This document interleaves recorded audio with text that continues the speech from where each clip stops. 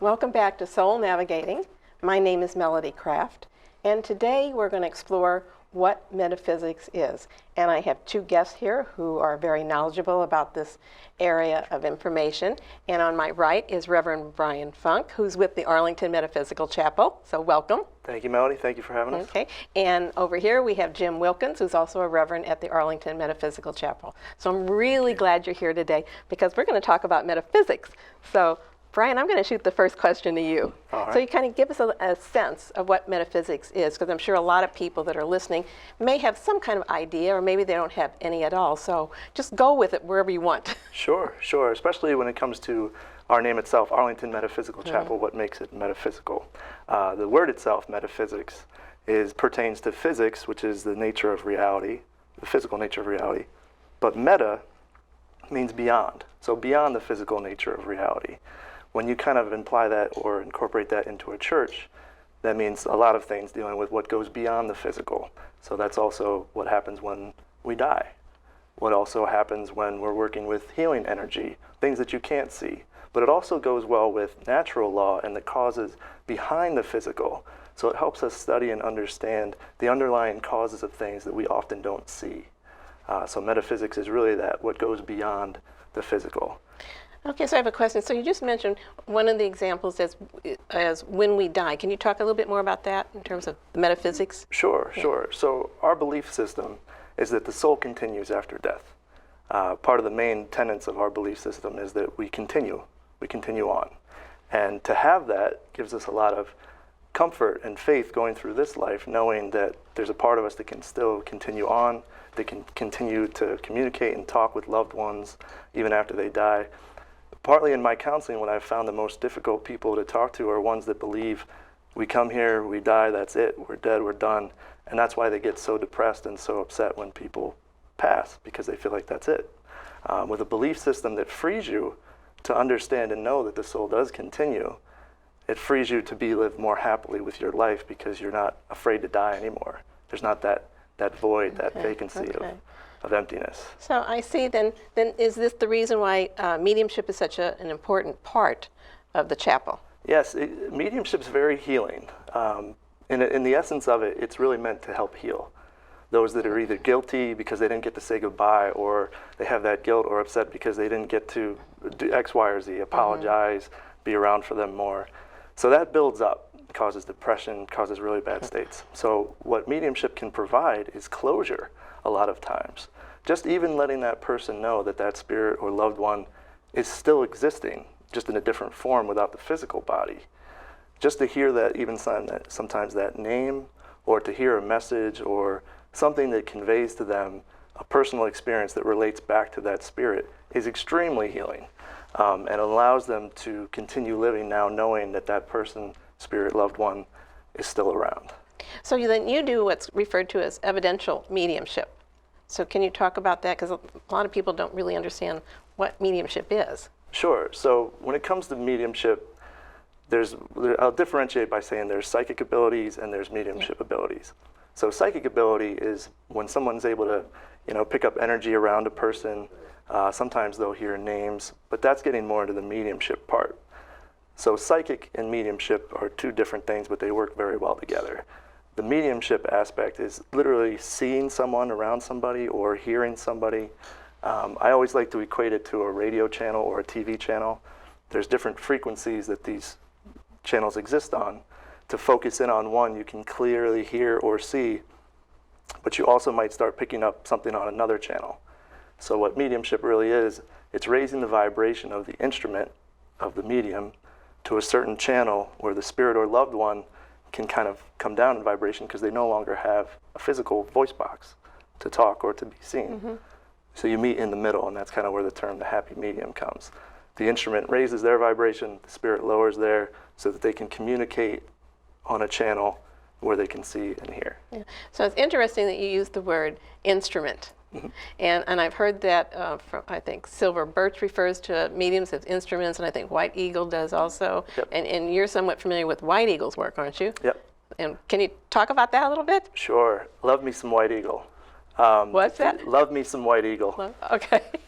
So there's a lot of great books out there. There's also the White Eagle Lodge. But the teachings of White Eagle are very, very conducive to what we teach at the Arlington Metaphysical Chapel. A lot of these teachings deal with natural law. The White Eagle as a spirit guide or teacher is also very much about Native American, living in harmony with nature, living in harmony with the seasons. So we try to incorporate a lot of that into the chapel as well. We kind of teach all different religions and different mystical aspects. We focus on trying to be very Oh, you inclusive. teach different religions. Well, we try to be very inclusive to bringing in different religions into our chapel. So, and then what we do is we focus on the metaphysical, the higher spirituality teachings within them to try to be open to have people there with different backgrounds and different faith beliefs. So this sounds kind of like for people who are feeling somewhat disenchanted with the religion that they grew up with, that they don't quite resonate with it, that this would be a place to go to explore their life in different ways that they haven't before. Yes, especially if you were the type of person like me that always had a million questions growing up in church. Why is it like this? Why don't you talk about Jesus from age 12 to age 30 in the Bible? So I had all these questions growing up that led me away from traditional church. I went to seek out different aspects of different avenues of learning to try and fill in those gaps. So I find most people that become comfortable with our chapel are ones that never really fit in with the traditional churches anyway, for whatever reason. And they find it to be a place of comfort and peace, knowing that they can explore. And again, the metaphysical aspects are so broad, but they can come there and explore and be who they are and be in an environment that's both nurturing and supportive of following their own path, following their own connection to get their own answers to life's questions. So can anybody come to Arlington Metaphysical Chapel, or do they have to be a member? Or? No, of course, it's open to everybody. Okay. Everybody can come in. People can choose to be a member if they want. And then we also have our own seminary through United Metaphysical Churches. If they chose to be a part of, a minister, medium, or healer through us, they can do that as well. Oh, good. So Jim, did you have a lot of questions too? What drew you into this field? Well, a lot like Reverend Brian was saying, over 20 years ago, I was looking through the phone book and I saw Arlington Metaphysical Chapel, and I thought that sounds interesting. I'd done some meditation and some other work, and I came to the chapel, and just their approach to metaphysics, that they, through learning natural law, there was always a cause and effect to all human behaviors, and that by learning the natural law and learning how to apply them, that we could have more control over our emotions, our actions, choosing how to respond to things. And so as I just continued attending services, I enjoyed the learning and joined the seminary, and I've been there for over 20 years. Wow. And you teach there now too, right? Yes. So what is it that you teach there? Different classes, but I teach meditation once a week, and I've also taught other classes on metaphysics. But currently I'm teaching on Thursday nights a meditation class. And don't you also do retreats there? Well, the retreats I've been doing out of my home, but I do a 3.5-day meditation retreat. Oh, yes. Wow. So what is it about meditation that really draws you in? Well, I believe everyone has habitual thinking patterns. That we've grown up in a culture, in a family, in our jobs, and we've looked at things one direction. And so many people, when you try to have a change in a relationship, or you try to have a change in the way you view something, they don't seem to be able to make a change. And with meditation, you're able to slow down. The idea is to slow down so you can observe your thoughts. And so when you can slow your thoughts down and observe them, then you can start literally releasing thoughts that are not productive, and choose the thoughts that are productive to your life and release the ones that aren't. And so then when you can finally slow yourself down to that place of peace, you can start receiving more intuitive information from your higher self, from the universe. And just with a continued meditation practice, people find more peace of mind, better health, more ability to respond to questions versus reacting. Yeah, that's really a good way of saying it. And meditation also isn't also that the kind of the beginning of stepping into mysticism, or can be. Yes, well, I mean, mystics of all religions, all faiths, report generally pretty similar experiences. That experience of being one with the universe, that complete at oneness. And all of them, the path includes meditation, because everyone, again, on the physical plane, we all have to pay rent, we have to, get up and go to the grocery store. But to reach that place of at one-ment with the universe, we have to let go of some of those things, just for a while. We still need to do them, obviously, but to reach that place of the mystic, it's a practice of letting go of our day-to-day life and experiencing a different consciousness. Just as Reverend Brian was talking about changing the vibration, in that meditation, you can learn to direct your vibration to where you would like to go. Are you putting your consciousness in your body? Are you putting your consciousness in your mind, or above that? And to what level? Tuning the radio. And in meditation, you can learn to do that by observing what you are doing and being aware of it. It's really a different consciousness. Yeah, and it seems to me that doing that on a regular basis, it would really change you kind of across the board, not just simply that time when you're getting quiet. Do you find that to be true? Yes. I mean, let's assume that you meditate every day, and during that meditation you find a real quiet place. You find a place where you're more at ease and more able to think things through. Well, the more you practice that, the more it can become your natural state. The idea is that you would be doing it so in real life it works. And in real life, whenever you need to, you can bring on that quiet state. An example I like to use is family holidays. Every family has these patterns they go through every holiday.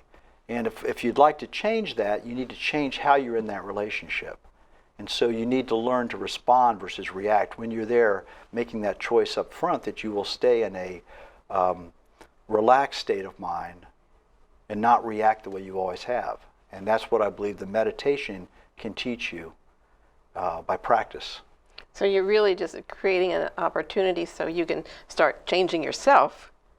Absolutely. It's all about self-power. Yeah. We believe that the individual has complete responsibility for themselves.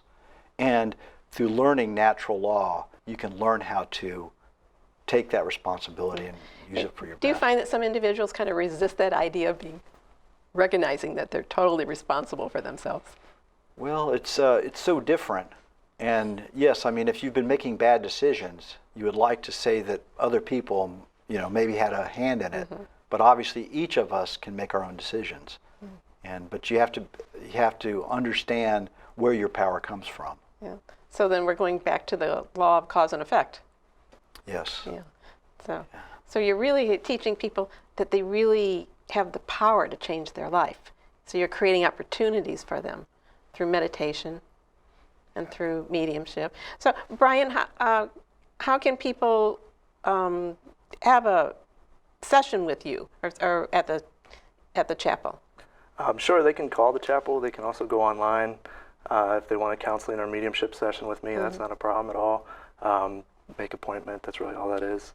But really, the goal even of the mediumship is to also get you to where you can do these things on your own. Like, I don't want people to keep coming back again and again and again, because we're trying to feed them. We're trying to give them their own power. We're not trying to take it from them where they always have to come to us for answers and advice. We'd love to help and then get you where you need to go and then have you go on your own path. We're really big on discovering that power from within. I have a lot of people that individual responsibility that Jim was talking about, they don't want it. They want to push it back on you. They want to push it back on me. So by encouraging them, again, to go within, entering that silence, we try to teach and encourage them to get answers for themselves. But if they can't, by all means, come and we'll help you on your path. We'll help you get there. But in the end, we all believe that we're all connected. That's part of the at one as well. We're all kind of one big spiritual family trying to help one another out here. We're all brothers and sisters in this world. Yeah, I think it's great that you give people tools and information where they can work on themselves. You're not carrying them. I think that's really lovely. Yeah, and you just mentioned briefly about you think everyone can have access. Can you talk about that more? Sure. Yeah, people are probably thinking like, huh? It's the hard work that's involved, though. It's kind of like we can tell you how to go work out, but you have to go to the gym and put in the effort, you know. So it's one thing to conceptualize it and know that you could do it. It's another thing to actually put the steps and the work in. And the major steps and the major work is learning how to get into that meditative zone, into that that metaphysical place where you're in that silence and you shut off all the noise and all the chaos of the world, and you're able to truly be still. And that's what the mystics spoke of when they would say, listen to the still small voice within. Whether you want to call that spirit, whether you want to call that your higher self or your intuitive side, it's that part of you that when you drown out all the junk and you just really focus on that silence for a little bit, that's when divine inspiration comes, that's when your answers come, that's when insight comes. And for us, if it's a mediumship session with somebody, that's when the loved ones are coming in by name. That's when they're coming in because we've drowned out all the other noise and stuff, so that we're just focusing on that moment and what's happening at that individual session. So I want to ask you a question. So when you have a session and someone comes to you, do you do any kind of preparation before you sit down with that individual? Most certainly. And I also tell the person themselves that's going to be getting a session to do some preparation as well, because... Which is? Well, it's both sides. So for them, like especially here in DC, you have this lovely thing called traffic. So if they're trying to get to a session and they may have gotten cut off or it may have taken a little bit too long, I always encourage them even just to stay in the car for a few extra minutes and try to calm themselves down a little bit, because mediumship works with energy. It's the energy on that radio frequency as well. So if one of us is very chaotic and upset and the other's trying to be very calm and balanced, we're not going to harmonize very well. And that's the energy needs to kind of be conducive for a successful reading. So I always tell everybody, please relax, take a few minutes to yourself. I always tell them, please turn off your phones. I can't tell you how many people, even right up to the reading, are updating their status, saying, getting the reading now. So I always try and tell everybody to turn it off, separate from it. And then on our end, as the one doing the reading, we always need to take the time to do the same. Take a few minutes, calm ourselves down, shut down all the noise, shut off everything, and get into a place where you can receive information, to get into that silence and be able to be receptive. That's the whole key. Because it's not us, it's not just me telling you what I think you should be doing. The me part is actually being quiet, and then the connection to spirit is what's actually coming through. And that's the beauty of mediumship. It's not me forcibly telling you what I think you should be doing, because that's tyrannical. You should do this, this, and this. Yeah. No, the beauty of spirit is that it's coming through from a source that's not, colored by my parameters or what I think you should be doing. Sorry. Yeah. So I had a thought that just went through my mind so fast, and this is what I wanted to ask you. So I know some individuals, they watch these movies on TV about mediums, and it's not at all like that. And so do you have problems when people come in and they expect to see hear bells and whistles and kind of unusual things, when really mediumship is a very natural process?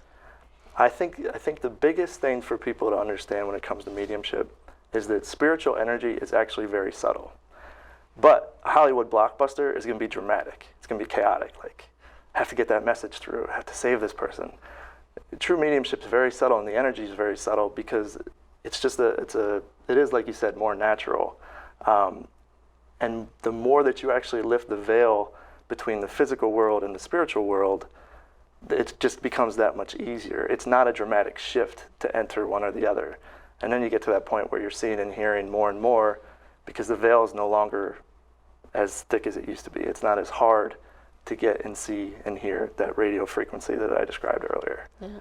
Yeah, so I would think for mediums, really being effective is really like clearing out any issues that you have with your stuff. The more you do that, you become a more clear channel. And then again, for the person who's sitting there receiving information, it's very helpful for them, to be open-minded.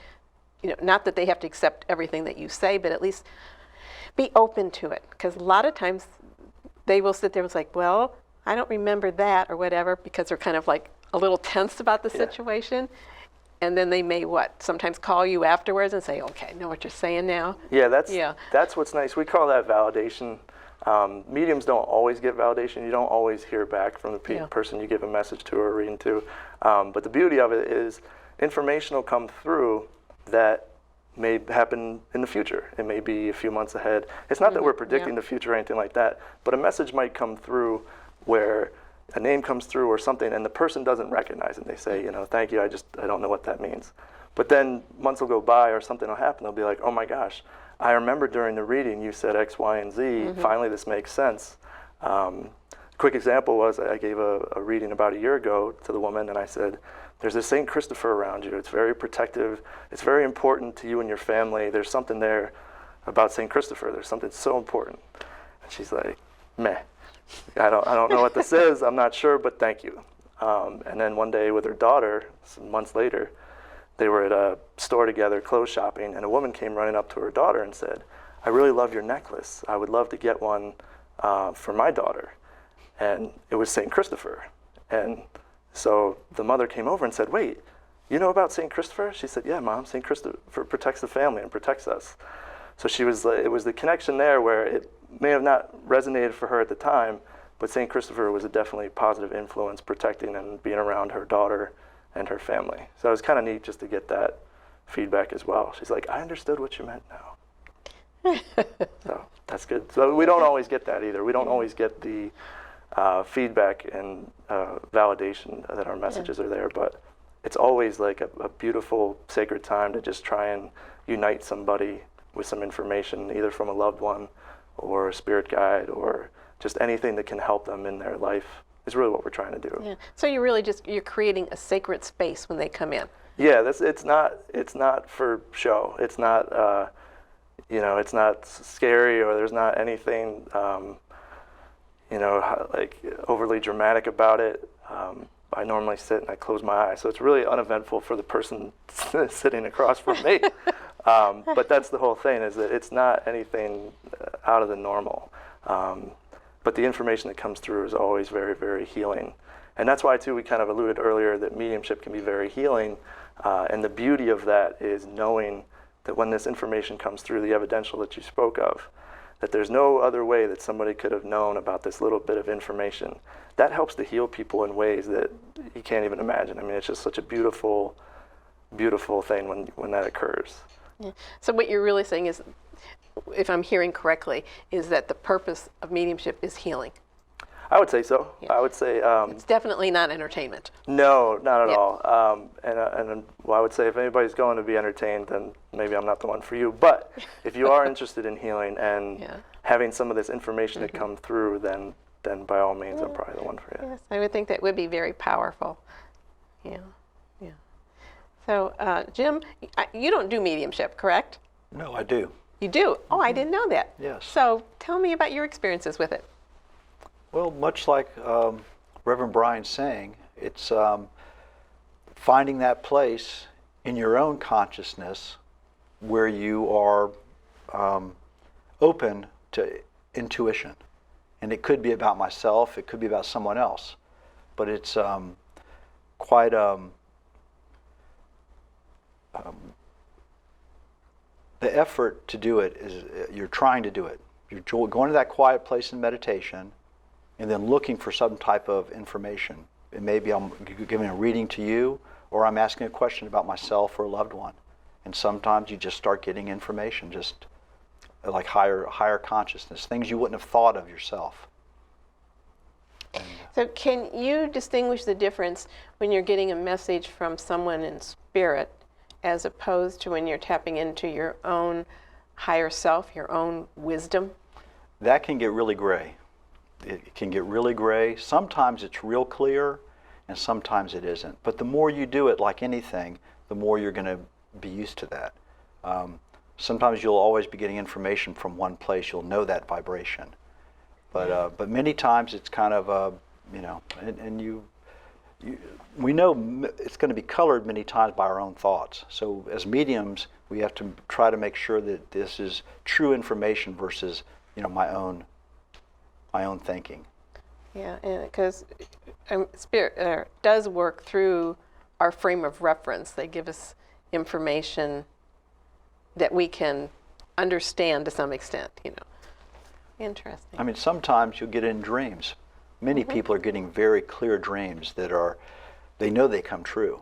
And so, So then was that a dream? yeah, how do you want to classify that exactly? Yeah. But most people have had those intuitions that come true.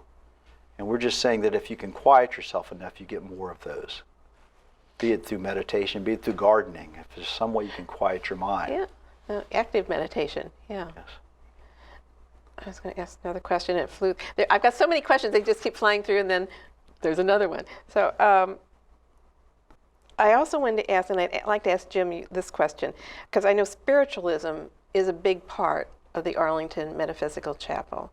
Can you talk about that? Well, spiritualism was a religion at the turn of the century, and back until about the early 1960s, we were part of spiritualism, and they started United Metaphysical Churches because they wanted to put more of the study of metaphysics with the spiritualism, with the mediumship. So when they started United Metaphysical Churches, they in spiritualism, their services are almost all messages. It's all mediumship. And they wanted more traditional services, but using the gifts of mediumship with them. And that's how United Metaphysical Churches started, and we're a member of United Metaphysical Churches. I think it's interesting that a lot of people, spiritualists, who are mediums, do not believe in reincarnation. Do you find that interesting? Well, we actually, United Metaphysical Churches doesn't have a strong opinion on it because we feel like we need to prove everything. And there's no official opinion. We actually leave it to the individual to make their own decision on that. And so, because you could have a lot of logic as to how past lives, how past lives come around again. It could be, Yeah. So. But I know, Brian, that you teach reincarnation classes. Are you familiar with Dr. Ivan Stevenson's research? No. Okay, because he does a lot of evidential information on past lives. I was just wondering if you could enlighten us about that. But I do have a question about reincarnation for you. Sure. So I'm paraphrasing because I don't know the exact words, but Yogananda had said that as long as we have non-spiritual desires, that will keep us on this wheel of being reincarnated. So I'd like to ask you what your thoughts are. How do we break this wheel of reincarnation and step into mysticism and understand what we really are? Sure. So the first part of that is the non-spiritual part of it, to break the wheel. As long as Yogananda said, as long as we keep doing non-spiritual things, we'll always be a part of this wheel. Non-spiritual desires. Right, It's like it's a non-spiritual Velcro thing. It keeps pulling us back. Right. Like, okay, I want this. I need to go back. And so this kind of evolves into a couple of different ways to look at it too. The ego itself, the me, the Brian that is me. If I want cars, houses, material wealth, it's less and less spiritual. It's more about the physical. Mm-hmm. It's more about physical accomplishments, physical desires. All the things that I'm trying to do are physically based. But when my mentality shifts, my consciousness shifts, and we talked about this, even in meditation, to glimpse that at one minute, that mystical connection to the divine. And we actually don't believe that you're necessarily separate from that connection to the divine, that we're always connected to it, we're just not consciously aware of that connection. So when you do become consciously aware of that connection to the divine, then all those physical things no longer matter. Then all the things that matter are of the spiritual nature. Being compassionate, being kind, being of service to humanity, being of service to your brothers and sisters in this world. So the physical side of reality becomes less and less important, and the spiritual side becomes much more important. You'll find a lot of people as they kind of awaken or as they become growing into a higher vibration of who they truly are, trying to find why they're here on this earth and their purpose. They awaken to a higher calling, where the mundane world, the mundane physical existence of life, no longer resonates with them. It no longer makes sense to them. It no longer feels good. And they feel this pull and this shift to be of more service to humanity. And to me, that's the breaking away from the physical desires to more of the spiritual desires. And when one begins to start choosing all of the higher spiritual desires instead of the physical ones, that's when you don't necessarily have to continue to reincarnate to learn the lessons over and over again. If the ultimate goal then is the recognition of your connection to the divine, you don't need to continue to reincarnate over and over again. If once you've made that connection, you're consciously aware of it, and you use it to make the world a better place, yourself a better place, and those around you, then you would really only reincarnate by choice to come back and help others try to get to that path as well. And that's actually what a lot of the bodhisattvas do. They may not need to reincarnate again, and they're just higher wisdom, higher beings that have gone through many a lifetime and achieved a great wisdom, a great amount of compassion and love, but they consciously choose to reincarnate to come back and help people as well. So what would you recommend for people who are listening who are just sitting there and thinking like, I'm just really like to get there, but I just feel like I'm struggling and I don't know what to do and how to get there? So a lot of people, I had a woman actually use the example for me. She said, it's as if this spiritual alarm clock went off. And ever since it went off, I can no longer go back to the way I was. And I thought that was a perfect example because it's true. Once this happens and then they want to make a change, they may not know how. The whole point is that there's something within them that has awoken. Something has shifted, which I like the term shift happens. So something shifted to where now they need to go do something else more fulfilling, something that resonates more with their soul. And that includes relationships, that includes jobs, that includes moving. All of these things happen because there's something that they don't feel is being fulfilled. So they want to find something. They're seeking this purpose. And how do they get there? That's the hard stuff. That's where introspection is so important, to be able to go within. But again, a lot of people need some help to get there. So by coming to places like our chapel where you can go to meditation, you can learn to still your mind, you can learn to hear answers for yourself. That's one way of doing it. The second is to come in for a counseling session or a mediumship reading, where we can try to see what comes in to maybe give you some guidance on your path and maybe some direction where to head, with the ultimate goal of getting you now on the path where you're finding that connection to the divine, or recognizing and being aware of that connection to the divine. Yeah, and so, we know that people have an unconscious resistance to healing, even though they may say, I want to heal, I want to change. So, and you did talk about the lady who had what was the term that you used, that she had that moment where she shifted? Shift happens? Yes. Okay, but for a lot of people, it's like they just struggle, and it's something very traumatic has to happen. It's like they finally hit that wall before they just finally say, Uncle, I've had enough. There's got to be a better way. And until someone reaches that point, there's some limitations on what you can do. So I don't know. So I'm asking you, No, what are your thoughts on this? Exactly true. In healing in general, when let's say somebody comes to us and they say, you know what, I've been diagnosed with X, Y, or Z, or I'm in so much pain, I have X, Y, and Z, can you help to heal me? Well, at that point too, it's already at such a progressive route, like it's already gone in a certain direction. If in their own mind and their own mentality, they don't know what else to do, we would always tell them, well, go to a doctor first, because if that's what you need, please do. Like, don't just try spiritual healing and that's it. Because the mindset has to be there. That's why, according to your own belief, so shall you be healed. So it's really their own belief system. If they believe it, then they can achieve it. That's true. But if it's already at an aggressive rate where they don't feel like anything can happen, and it's really when they come to us in a desperate state, like, I'm in really bad health, can you help me? And what we teach is to back up before it even gets to that point. You have to adopt this mindset of being able to still your body, be able to still your mind, to help regulate, the very cells that exist within you. Everything, the ideal state of everything is equilibrium.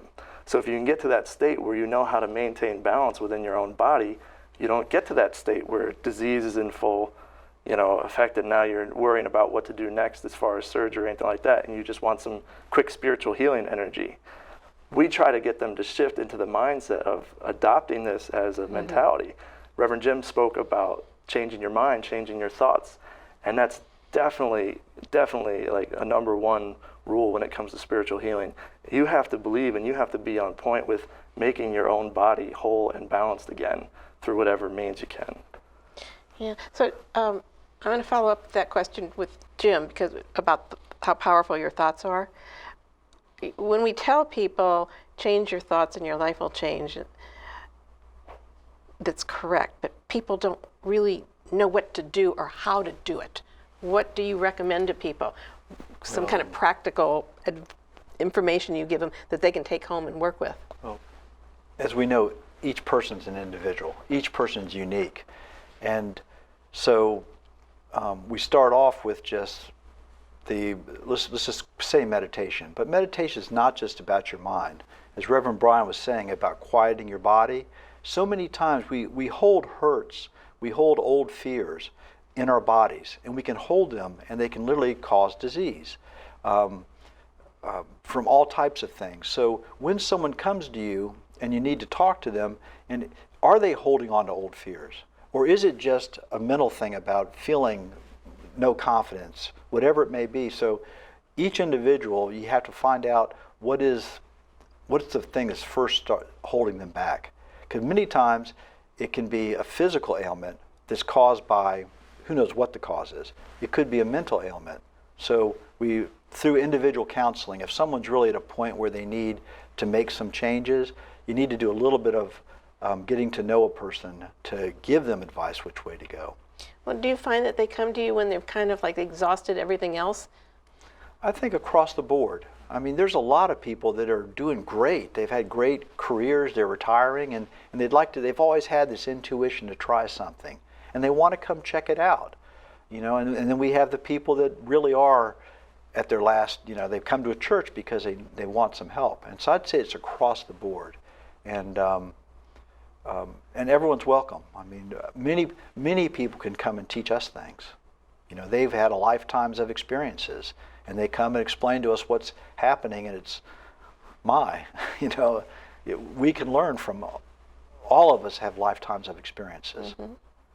So have you always been on this path, or did you have that shift? I think I had the shift. I had friends of mine literally when I had clients and I saw them all the time. And one time they asked me, "Hey, can you do something for us?" "Sure, what do you need?"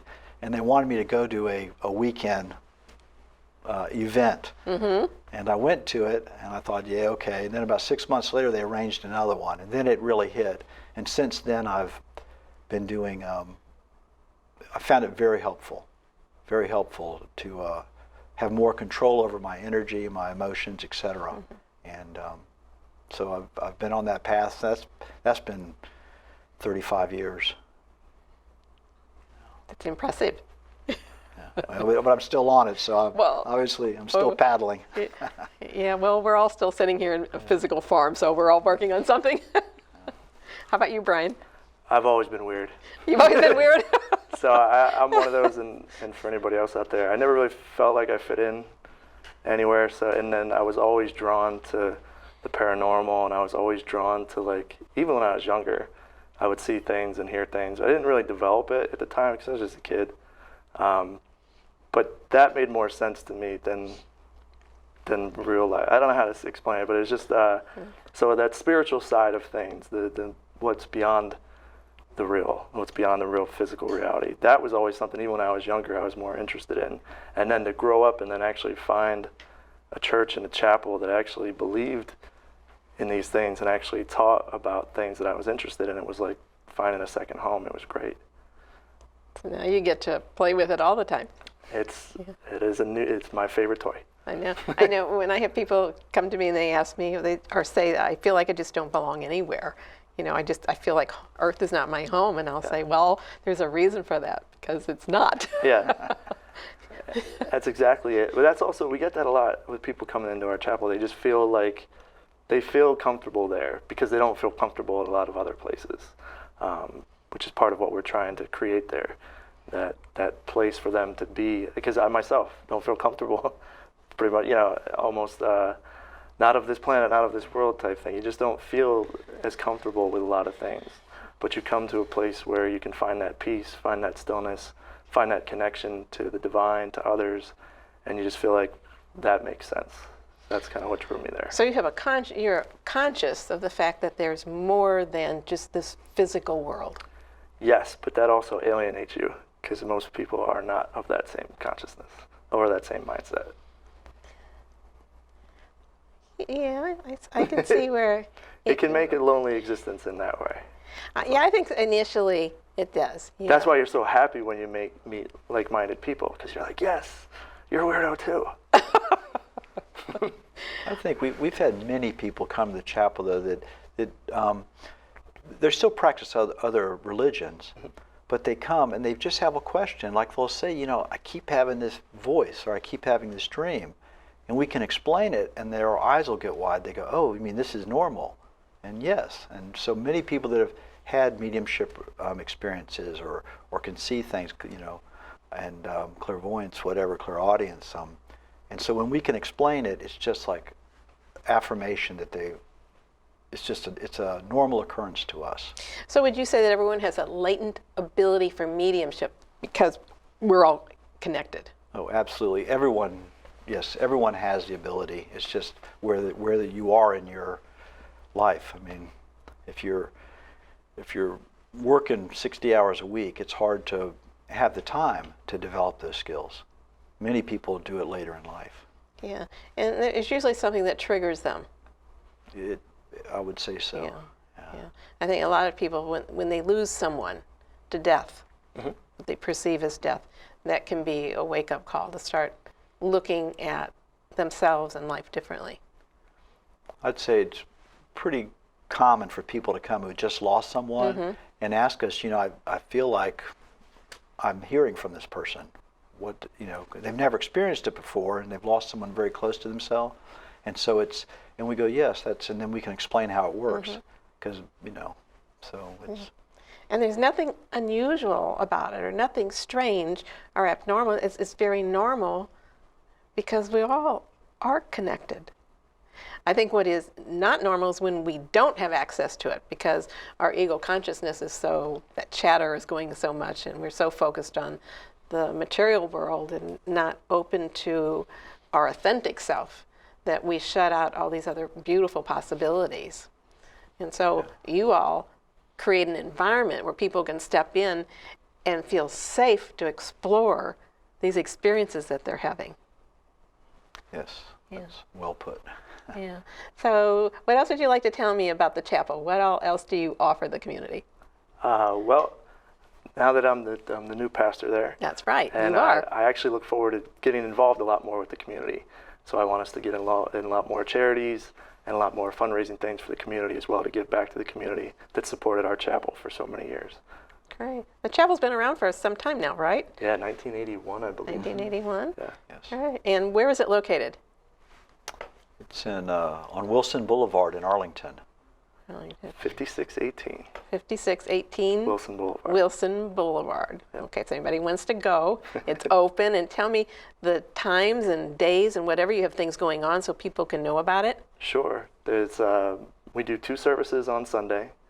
We also have a lot of classes and events throughout the week. The best thing to do really is to check out arlingtonmeta.org. That's where we kind of keep updates of our classes and events. So you say you have 2 services on Sunday. Are they in the morning or the evening or what? One service begins at 10:30, and the evening service begins at 7. Okay. And the 10:31 is what? The 10:30 service is much more of a. Is that healing? It's a worship service. Worship service. Okay. So you would have a minister, you would have someone delivering a sermon. You would also have a liturgist for prayers and things like that. It's much more of what people would consider a normal church experience. You sit down, you sing hymns. Then we have an evening service where it's much more inspirational, depending on which minister is doing it. It can be more inspirational, a little more open and fluid, and a lot of times too we'll give inspirational messages during that service as well. So we call the evening service a lecture and message, versus the morning, which is more of strictly a worship without the message aspect. So in the evening when you do inspirational talks and mediumship, is that what you're saying? Yes. Oh, okay. And then the classes. Sure. What kind of classes do you offer? Classes I know the on- mediumship. Yep. Yeah. Okay. So we have classes on mysticism. We have classes on reincarnation. We have classes on the lost years of Jesus. We have classes on the tarot, learning how to use the tools like that. The I Ching. We also teach manifestation. We teach about psychic and physical development, physical phenomena mediumship, evidential mediumship. Trying to think what else. Meditation, Meditation, of course. mindfulness. You do, or is that kind of same? It's kind of the same thing, Okay. I believe. It's, people use the words interchangeably now, even though they're a little different. Yeah. Yeah, they are a little different. Yeah. When you think, yeah. So how would you draw a distinction between the two of those? Oh, it really matters who's teaching it. I believe when we think of the Buddha mindfulness, I believe that's kind of the direction you can go in that way. So many people think that just accepting everything that's happening, and so as mindfulness, and you're just accepting it, Not providing resistance. Is that what you're saying? non-resistance. Yeah, okay. And there's different ways of doing that. We're teaching more of the meditation and the self-empowerment. Obviously, we need to accept whatever's coming. Whatever's coming, we'll say, is in divine order, but you don't have to. You can always change it. You can always change what's coming. Even when we have these mediumship, when we have these messages for people, we believe people have power to change it. Just because you get a message, we're not telling the future. We're just showing what we're seeing, what energies we have, and people with that information can use it to control their own destiny. And so it's so much of, when we talk about mindfulness, I think also in the meditation, it's not just about your mind, your whole body. As we hold fears, desires in our bodies, we need to relax those, because that's affecting that energy flow, that chi that flows up and down our whole body. And so when we're working on these, we're not just mental, it's also, what happened when you were 5 years old while you were afraid of water? Or what happened, why am I not good in relationships? And it could be things that happen, and you're holding those memories in your body. And so it's when I do the meditation, I almost feel it's just as much energy work as it is meditation. It's learning how your energy flows and how you interact with other people, and when you should be open and when you should be more protective. And so a lot of that flows through all these classes of learning about yourself. And we're all so different because of all our different backgrounds. Yeah, and I walked in a room once when you were meditating, and I could feel a definite shift of energy in the room. It was very... Shift happens. That's right. It was very peaceful. It was very lifting. It was quite lovely. Yeah, well, thank you. That's what at the chapel we're trying. We're creating that energy where people can feel safe to explore their own path. But it starts with having that calm energy. Yeah, and it was, I have to say, it was just a perfect environment for people who want to step into learning how to meditate, because you created this space where they just step into it, and they can, if anyone is just the least bit sensitive to energy, they would have felt safe and comfortable, and that allows them to quiet their mind. Yes. And so it's like you're starting at a higher place. I think most people find it rather difficult to start meditation by themselves at home, and I usually recommend go to a group. And I have to say, you have really a lovely meditation group that I've seen. So, Well, thank you. yeah. Also, with the importance of mindfulness, especially with meditation and healing and putting those two together, is that most people that want to be healed, or that they're having some anxiety or problems, a lot of times they're holding on to the past. They're holding on to the way things used to be. They're having a hard time. They may be resistant to something. Also, they may be worried or concerned about the unknown aspects of the future. So the beauty of mindfulness in that regard is it's all about the power of now, being mindful of now. Everything all we ever really have is this moment. The past is gone, future's unknown. Today's a gift, that's why they call it the present, that whole thing. So the beauty of being... Say the whole thing so everybody knows what it is. Sure. I think it's on a Hallmark card, so I can't take credit for this. Yesterday is history, the future is a mystery. Today's a gift, that's why it's called the present. My mom used to say that all the time. But so to be mindful that really today is the only gift that we have. I mean, yes, there's the physical aspects of planning for retirement and for the future, and there's some of us that regard our success on our past accomplishments and achievements, but really all we ever have is the now, this moment. That's why a lot of times in prayer we're really only praying for this moment right now, because that's all that really ever truly exists.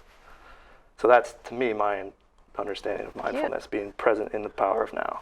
Yeah. We can't do something tomorrow, and we can't do anything about yesterday. Right. But we can do something right now, Right. in this moment. And in this moment, that intuition can come through. Yeah. If we're thinking about tomorrow, or if we're thinking about yesterday, we're not open to the intuition. Yeah. Our mind has to be quiet to listen. If we're talking, we can't hear. Right.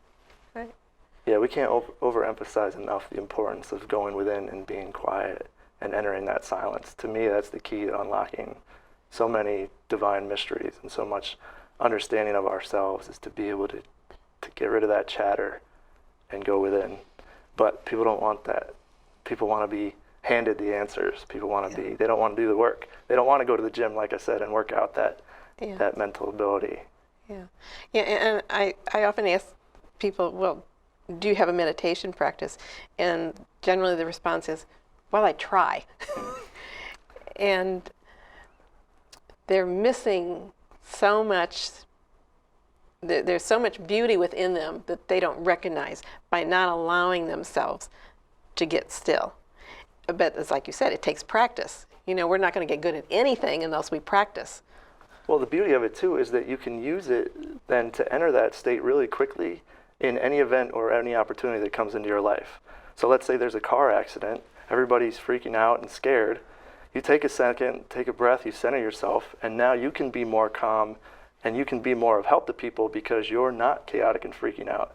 You're grounded, balanced, and centered, and able to facilitate in whatever role is needed to bring healing. And that's kind of like entering that zone instantly and knowing I can get to this part where I can tune everything else out and just focus on what I need to do at this moment. And that's a very good suggestion for things for people to remember. Just slow your breath down, because we know we breathe like 14 times a minute. Yep. But if we slow it down to 5 to 7 times, we get quiet, we get still, and when we're centered, we can make good decisions. But when we're not centered and breathing rapidly and freaking out, we do not make good decisions, because then we're in fear. That's right. Yeah. So we want to bring ourselves into alignment. So you all help people do that. Yes.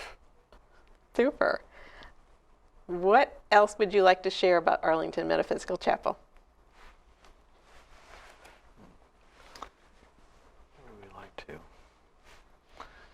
We also, the last Saturday of every month, we have an event called Psychic Saturday. And people can come by and sit with a medium for 15 minutes. And you can use a number of them. You know, you can just pick who you'd like to sit with. So it's a nice way for someone just to get a feeling for mediumship and the way different people work. And then this is the last Saturday of each month? Last Saturday, maybe December we normally don't do it, but all the other months. Again, if you go on our website and look, the last Saturday of each month is a good chance just to get a feel for mediumship. Can people sign up to receive information about ongoing events, or do you just recommend they go to the website? No, they can get on we send out a constant contact every week. So if we get you on that, we'll just email you that week's events. Oh, so how would someone get on your contact list? They could call the office. They can call the office. And we'll put them on there. And then again, they can just go to the website to get the address, the phone number for that. Okay. Oh, I know we don't have a lot of time left, but I did want to ask about, what is the ancient Egyptian mystery school? Well, that's an excellent question. Okay, I'm waiting for an answer. Well, they say about 6,000 years ago, Hermes developed a philosophy of life, and it's basically natural laws. It's about 9 principles, and they say he was a contemporary of Abraham. And the book that summarizes called the Kabbalion, and it's just 9 principles, and almost anything in your life, you can go back and use these and try to figure out how the natural law works. It starts with has everything is mental, and it has a law of correspondence, that anything of spiritual question can be answered from the physical world, as above, so below, as below, so above. And it has the laws of vibration and polarity and rhythm, cause and effect, and gender. And so it's a real nice way to just get a general feeling of what is the basis of natural law. Many people say that almost all religions are tied back into, you've heard of like being hermetically sealed? Mm-hmm. That's where it comes from Hermes. But it's a very good, I teach courses on Kabbalion, and it's a very, I love this. It's one of those books I put next to my bedstand, and any time I can open it up and read one of the laws and start trying to apply it again. So much about the law of vibration. Everything's vibrating. And the only thing different in anything in the universe, from the grossest matter, from a rock to our mediumship thoughts, the only difference is vibration. And so when you start understanding that and how to use it, you realize that's also with your emotions. If you can feel sadness, you can feel joy. It's the same energy, just at a different vibration. So that means everything is alive. Everything. Right? Yeah. And you can, once you learn some of these things, how to use the laws, you learn how to change your vibrations, your emotions, by literally mentally changing them, and how to, when the polarity, everything's in rhythm. When you're going through a hard part of life, how to bring that emotion back, or to negate it by just going mental. It's a really interesting book, The Kabbalion. I suggest it to anyone. Sounds interesting. Yes. So there certainly are a lot of opportunities and different avenues that people can look at and reflect upon their own life by going to the Arlington Metaphysical Chapel. So we're kind of running out of time. If anyone has one last thing they want to say before we close for today, now's the time. Well, one of the main tenets of the mystery school teachings is temat noske, which means know thyself. Know thyself and you will know the universe and the gods. That was the old teaching. So that's what we're trying to teach too, is getting people to really know and understand who they truly are. Okay, that's wonderful. Thank you. So I want to thank both of you for being here today, and let the people that are watching us today to know that you're most welcome to go to the Arlington Metaphysical Chapel, because there's all sorts of good and interesting things going on, and it's a place you can explore your life. So again, I thank you very much, Brian Funk. Thank you for having both. The new pastor, and you. Reverend Jim Wilkins. So thank you, and Thank you. until next time, have a great day.